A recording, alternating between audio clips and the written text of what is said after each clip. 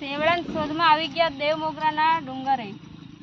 તો હવે દેવ મોગરાના જંગલમાં શોધવા લાગ્યા અમે સેવળા. એને આ બાજુ કહેવાય વસાવા ભાષામાં મહાણિયા ડોડા.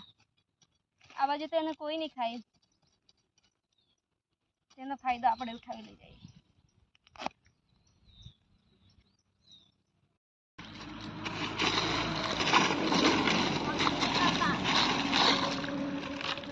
આ બાજુ આ સેવળાનું જંગલ.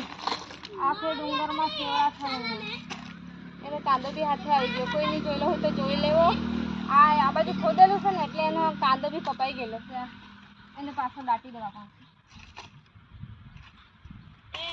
એક જ વર્ષે થોડા ખાવાના, બીજા વર્ષે બી થોડા ખાવાના કે નહીં. સેવળાનું શાક કોણે કોણે ખાધેલું છે એટલે ખાવાના હોય તો કોમેન્ટ કરજો. Bye mummy.